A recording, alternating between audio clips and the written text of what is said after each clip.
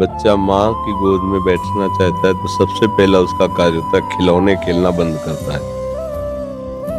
माँ उसके पास खिलौने भेजती है, जितना वो माँ की तरफ बढ़ने की कोशिश करेगा तो माँ कार्यरत है तो उसे खिलौना भेजेगी, दे दो ये सब। वो अगर उन खिलौने से ना खेले, रोए, तो फिर घर के किसी सदस्य को प्रेरणा करती है, बिटिया उठा ले गोद में थोड़ी देर। वो उससे भी चुप ना हो तब वो दौड़ के आ जाती है। भाव, पहले हमको इन भोगों का त्याग करना होगा जिन भोगों में हम खेल रहे हैं, फिर हमारी अनुकूल मांगे हमारे सामने आएंगी, माँ से ना मिलने के लिए बाधा बनकर। हम उन मांगों को भी जो सोचा था, चाहा था, वो मिले पर हम उसे स्वीकार न करें और रोते ही रहें, तो फिर मां नहीं रुक सकती। वो तो वात्सल्य में कुपुत्रो जायते क्वचिदपि कुमातानुभव, फिर वो आकर के साक्षात। पहले हमारी सामर्थ्य तो होनी चाहिए, माँ के दर्शन हो। हमारी माँ कोई प्राकृतिक माँ है क्या? आद्या शक्ति अनंत महामहिम है। वो ऐसी थोड़ी कि प्राकृतिक नेत्रों से ऐसे जैसे अपनी अम्मा को ऐसे देख लेते हैं, ऐसे वो केवल तुम्हारी माँ थोड़ी जगत माता है और वो आद्या शक्ति है, ईश्वरी है। कोई ऐसे थोड़ी कैसे देख लोगे।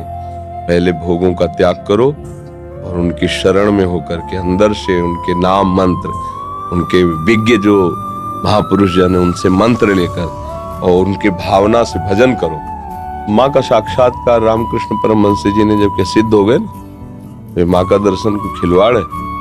फिर कृष्ण और काली में कोई अंतर थोड़ी उन्हें दिखाई दे रहा था, पूरा जगत उन्हें भगवत स्वरूप नजर आया। तो माँ का साक्षात्कार मतलब ब्रह्म साक्षात्कार। माँ कोई प्राकृतिक माँ थोड़ी है कि ऐसे ही गोद में बैठ जाओगे। उसके लिए ब्रह्म स्वरूप होना पड़ेगा, समस्त विकारों का त्याग करके केवल माँ की प्राप्ति के लिए। तो चाहे श्री कृष्ण प्राप्ति के लिए, चाहे माँ की प्राप्ति के लिए, वही प्रभु बने हुए हैं सब रूपों में।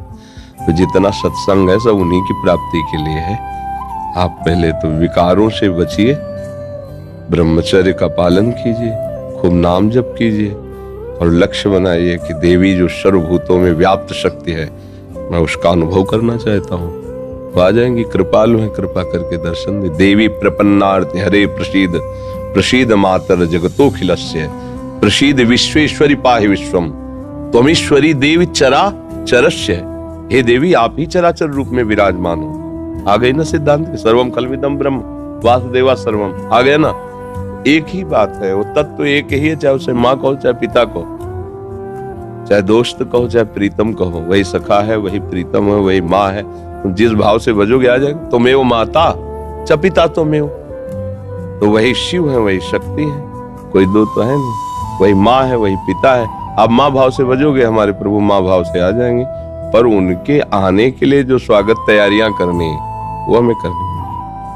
हमारे हृदय में जो अभी कूड़ा करकट वासनाएं हैं, ये हटानी पड़ेगी। खूब नाम जप करे और भाव से चले तो तुम्हारी बुद्धि में ही प्रकाशित हो जाएंगी। या देवी सर्वभूतेषु बुद्धि रूपेण संस्थिता, नमस्तस्यै नमस्तस्यै नमस्तस्यै नमो नमः।